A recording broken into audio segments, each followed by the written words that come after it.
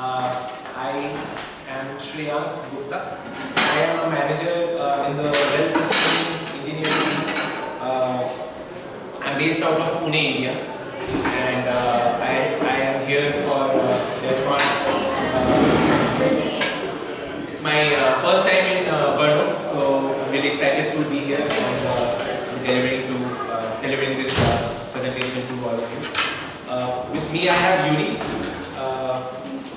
Just standing there awkwardly for the first part of the presentation. Iurii Venglovskyi is associate SME, and we'll be touching upon what an SME or an associate SME is. He's also part of my team, the Kernel Sustaining Engineering team, and we both work in RHEL. Iurii works out of our Brno office, so he's kind of a local, so he's been a great host so far, and I'm really excited to be here co-delivering this presentation with Iurii. We still have folks trickling in. I thought there'd be another friendly, but air conditioning readiness is an important point. Okay, so we'll get started, and again, once again, welcome everybody. Okay, so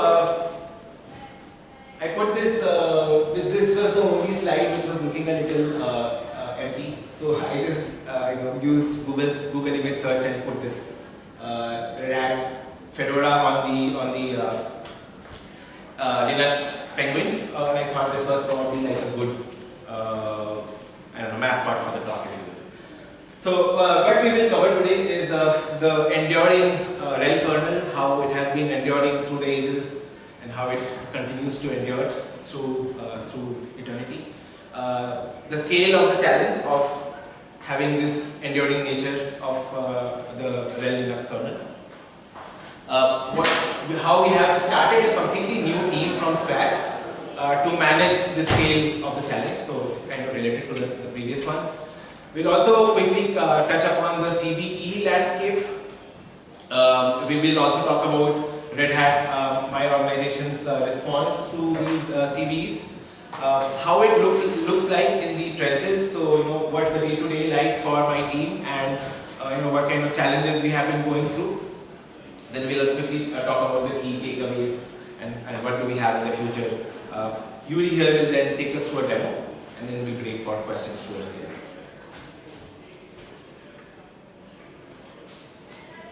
So we should start with why this enduring nature of the RHEL Linux kernel comes into the picture and why we are talking about it. Why do these old releases persist? So these are there are many reasons, but these are kind of the main ones without cluttering up this slide. So there are these business drivers.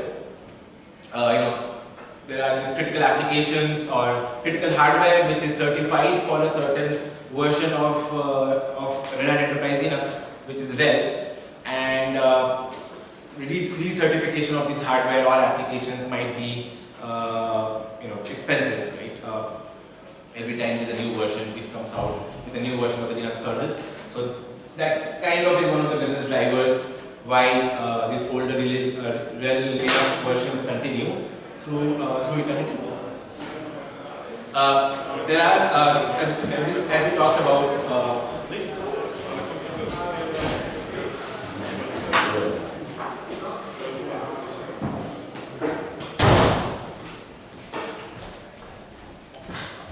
so yeah, there are these hardware dependencies. So there are specialized hardware which are tied to older kernel APIs. There is a lot of KABI breakage which happens from kernel Linux version to Linux version. So these hardware dependencies make it very hard for customers or users to migrate to the newer version, and that's the reason why these older versions remain for a long time. There are certain compliance needs. So certain regulatory frameworks like FedRAMP, etc., which are mandating certain specific sort of security profile, if you will, and because of that, because of these compliance needs, it just ends up, adding to the challenge here to manage these older versions of Linux kernel. And overall, the whole security aspect of it, right? So just because development has stopped, primary development has stopped, doesn't mean that vulnerabilities cannot come up in a very older version of kernel. Mainly because new attack vectors keep coming through, right, in the picture. As technology advances, there are new attack, RSA is a good example. Like we have post-quantum cryptography, so it is always important to keep up, especially with the older versions of Linux kernel.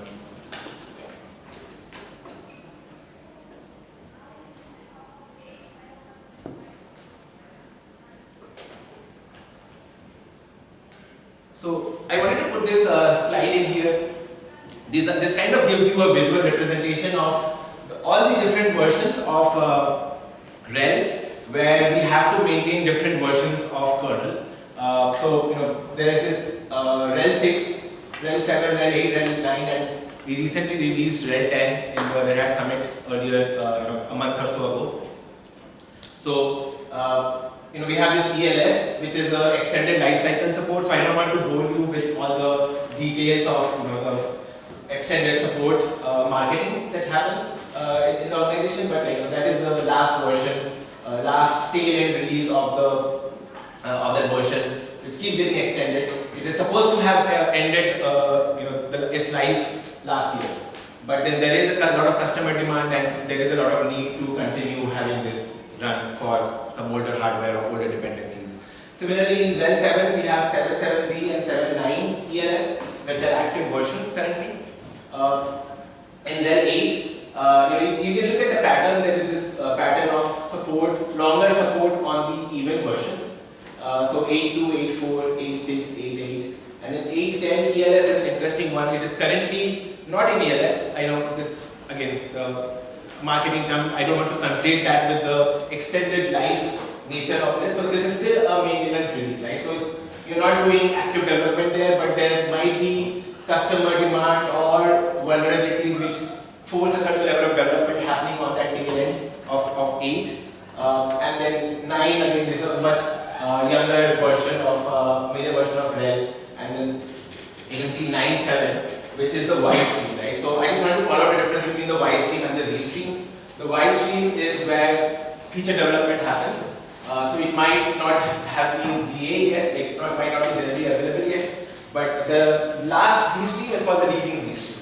So there is a certain amount of active development which still happens in the last Z stream, but then as you go backward, there is that kind of tails down, right? So there's a lesser amount of development happening in 9.0 versus 9.2 versus 9.0 and so on. And then again, 10 similarly, we just released it in May this year. 10.0z is the latest Z stream, and then 10.1 is again the most active version of Y stream.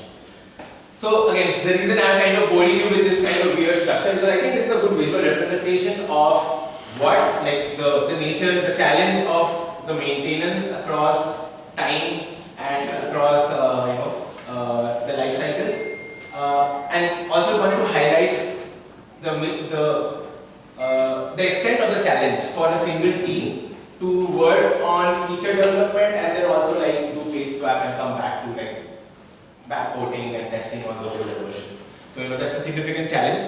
And then I think I'll also cover like how did we try to attack that challenge and solution for it.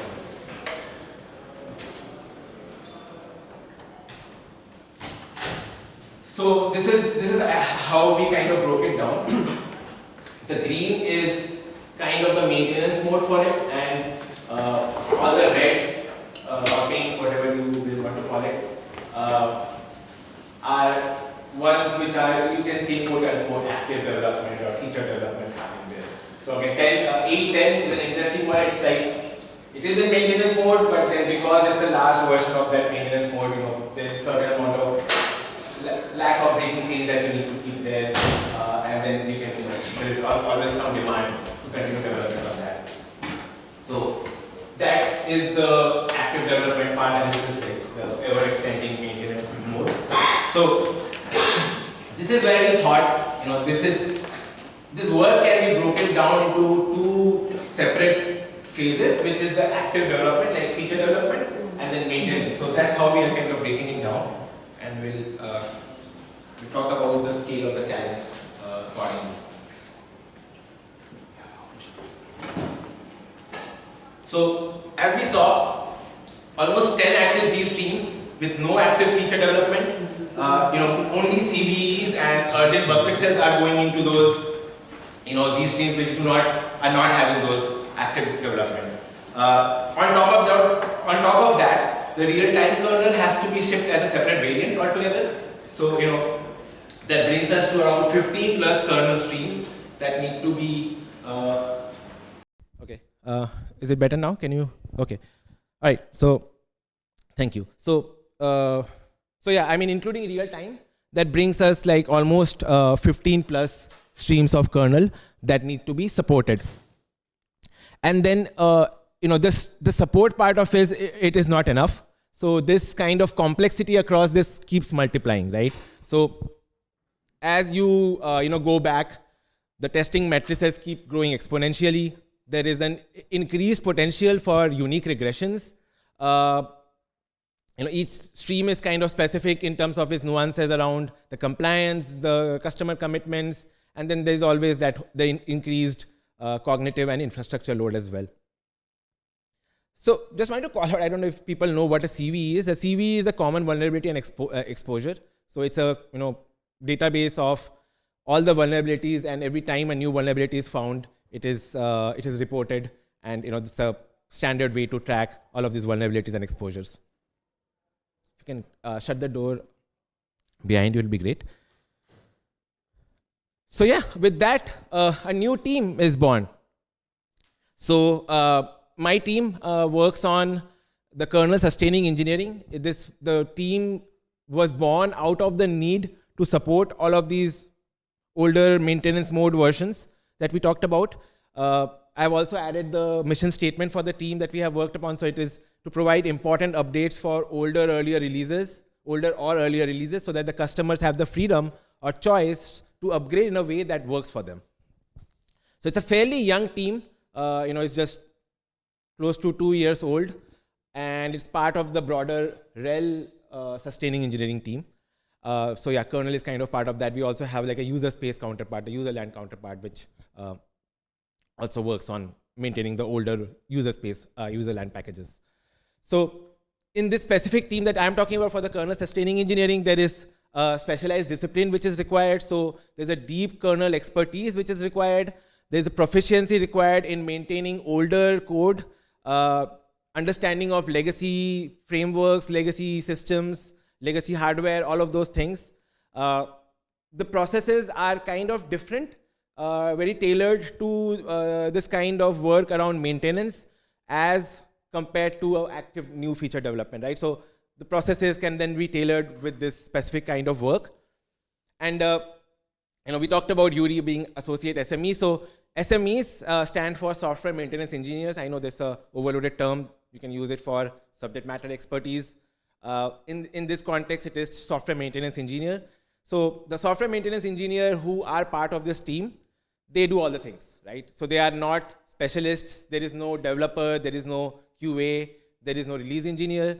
They just do all the things, right? So I could be doing backporting of a certain patch, and my teammate could be doing the QA on it. So obviously, I will not just test my own patch. That's going to be a conflict of interest. But we try to avoid that conflict of interest. I mean, we ensure that we are avoiding that conflict of interest, and we do all the things. So it's very generalized sort of knowledge which is spread around the team, and the work which we do is kind of spread out, right? So there's no kind of specialization. So very unique sort of team which we have in place. So I thought it's worth talking here about that.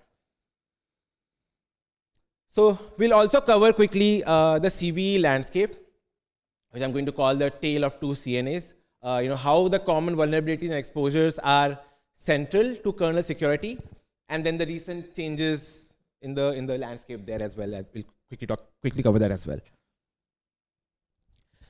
So yeah, this is the tale of two CNAs. So these are the two CNAs I want to talk about today. So redhat.com, Red Hat, my organization, is a product CNA, and it's also a CNA of last resort.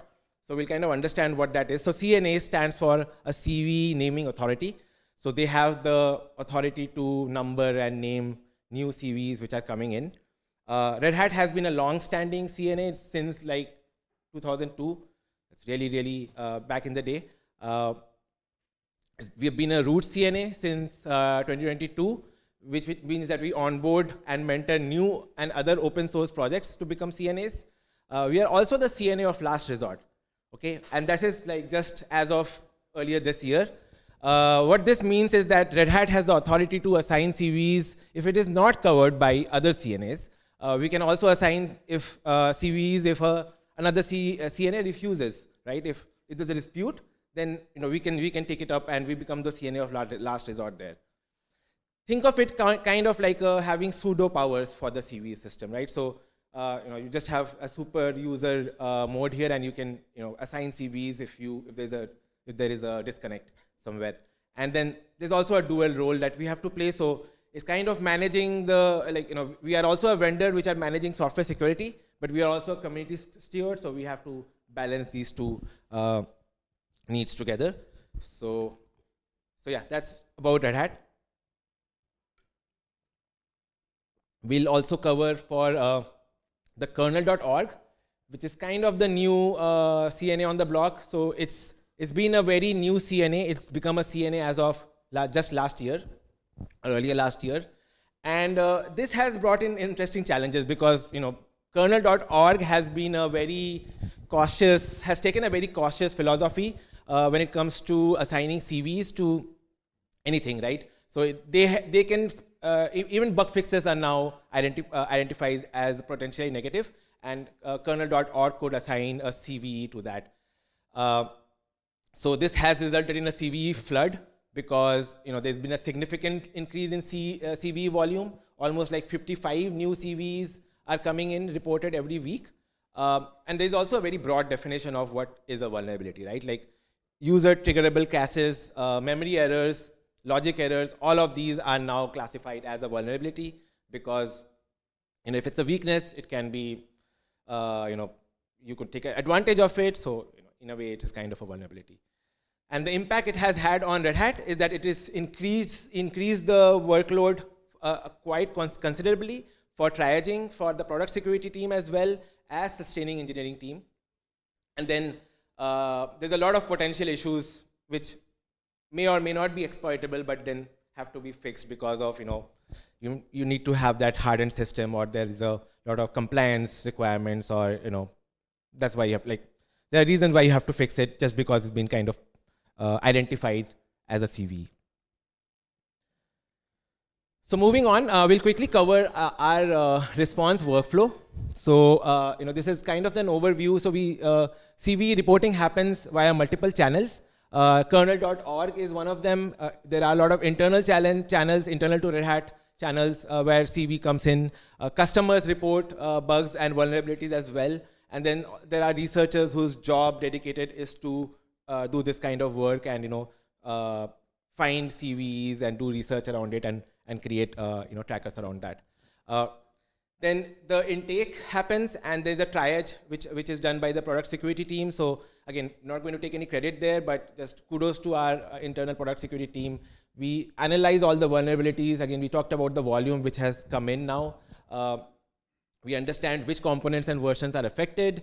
We assign severities to it. We could create internal trackers which are created on Jira, and then they also have to publish all of this information on public pages for VEX, for the VEX data, which is the vulnerability exploitability exchange data. So that's public standard for exchanging vulnerability data, and we publish all of our information in that way. And then after the Jiras are created, this all comes into my team. So our team works on backporting this. So we adapt the upstream fixes and we bring it downstream, and then we if we see if there's a conflict, we work on fixing the conflict, and then there's a lot of intensive testing which goes in to ensure that there is no breakage or regressions happening. are coming into the picture. And then the whole release process, which happens via RHSAs, which is the Red Hat Security Advisories, and then all the updates which happen in the public errata database. And through all of this, we have to ensure that we have our no regression policy. So we should not be introducing any regression in any of the streams, so that when the customers actually update to a newer stream, which is part of the update path, they should not hit a regression, right? So as we do all of this work, we also have, when I say we, again, product security team has been a great partner in this. We have to ensure that this regression is not created for our customers as they go through this. Okay, so we have 10 minutes remaining, and I think I have spent a lot of time on the initial part of this. So, but we also need to keep some time for the demo. So we'll see how much we can cover, or we kind of rush through some of the parts. But in this, really quickly on the CVE compliance challenges. So the way we rate our CVEs is critical, important, moderate, and low. The general rule of thumb is that all critical and importance need to be addressed in all of the supported versions.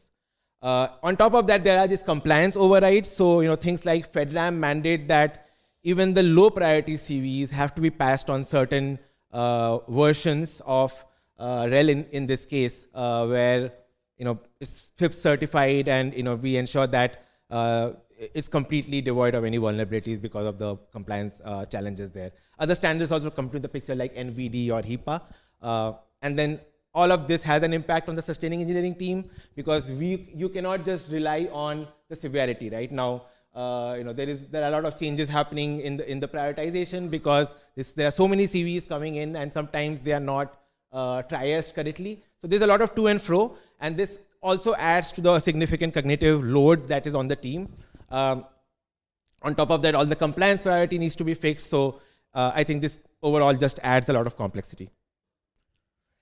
So I'll quickly run through the last few slides, and then I'll hand over to Iurii for the demo. But in this, I wanted to spend some more time covering the different aspects of the challenges that our team goes through. So let's see how much we can cover in the next few minutes.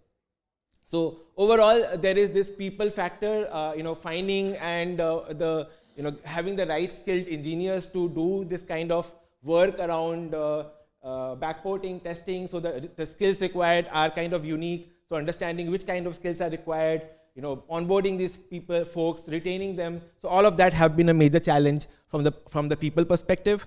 So moving on. We also have to ensure that as these processes and all the guidelines evolve, the team is kind of keeping track of that and is able to align and adjust as these changes happen very frequently, especially in a very fast evolving security landscape, like with FedRAMP and with kernel.org becoming a CNA, for example. In all of this, there's a lot of tooling which comes into the picture and really helps us ensure that we have the right automation and the right tooling to help us be successful in doing what we have to. And then managing all of the infrastructure and older tools for the older releases has been also a significant challenge. And then testing has been a major aspect to ensure that the work that we do and the kernels that we ship out are of high quality. And testing is done across the spectrum of test matrices, and especially around when you have to support all of the legacy hardware, right? Like PPC64 or PPC64 Little Indian. So all of that have been a big challenge. And then balancing customer and compliance requirements. So balancing stability of a certain stream, of a certain Z stream, versus the customer needs, which sometimes bring in that instability, has been the major balance that the team has to keep.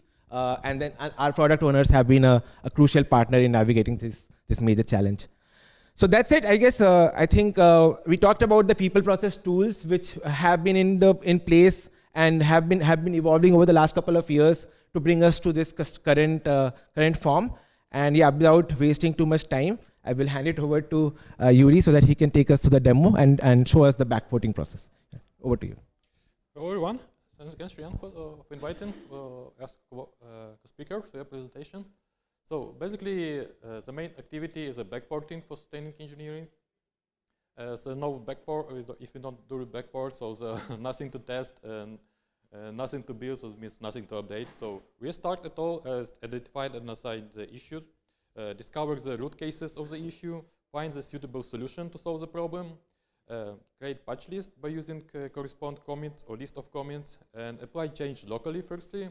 Then we create a merge request in draft mode and push it to remote branch.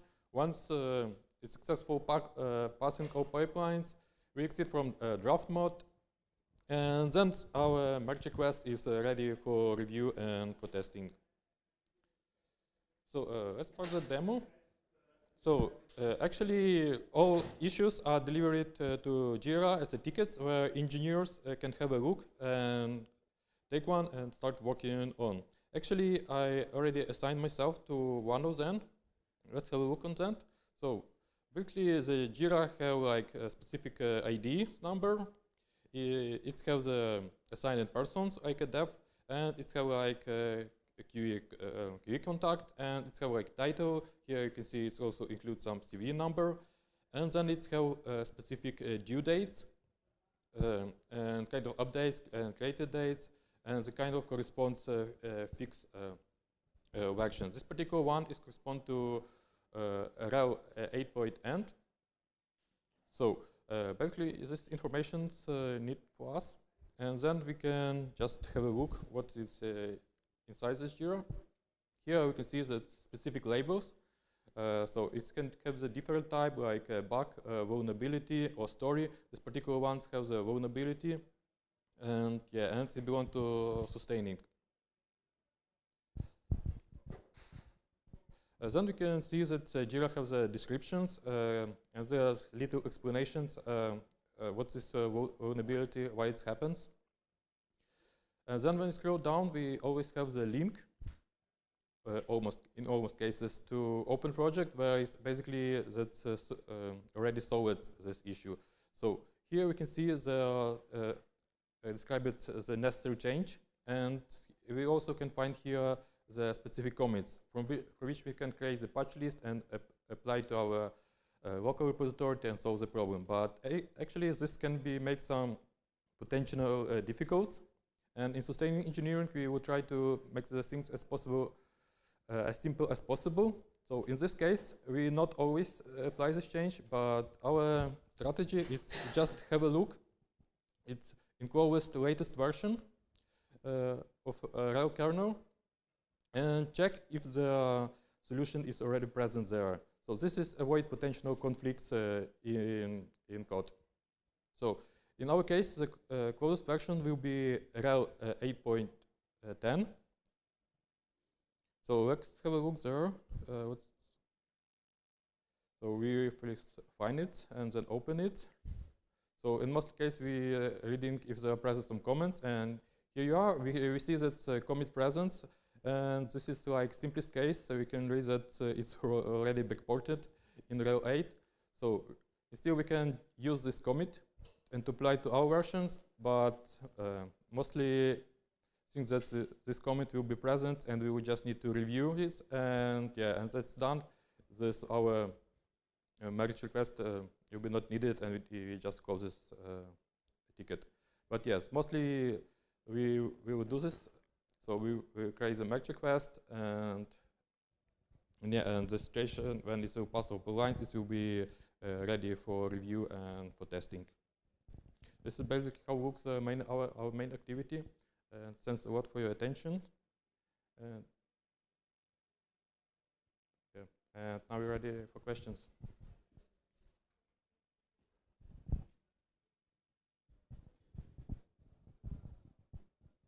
Any questions?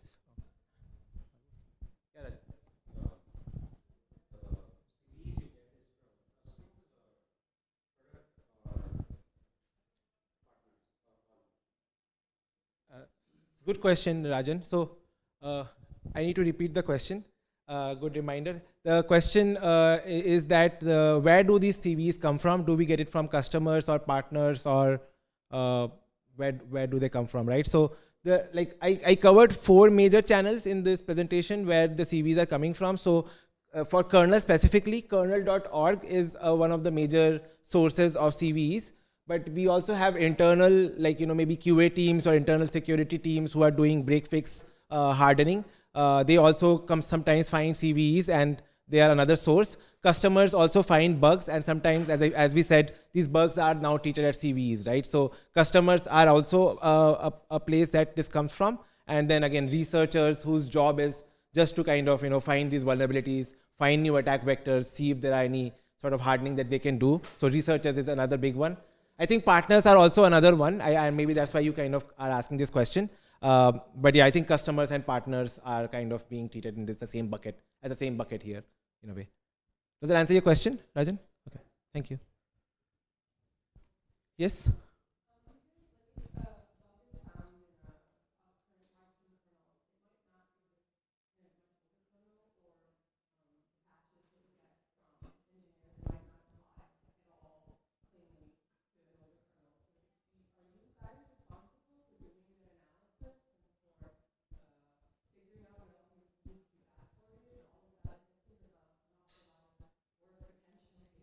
Yeah, so good question. The question is that if a bug is found in one of the Y streams and it is not, or is it not applicable to any of the Z streams? So who does this kind of analysis, and who finds out whether which versions are vulnerable and where it needs to be fixed? So it's a good question. The analysis is done in multiple levels. So if a CV is found with a feature which has just been introduced in a Y stream, then obviously that feature and code probably does not exist in any of the older streams. So those CVEs will not be backported to any of the older streams, because the feature which has introduced it does not practically exist.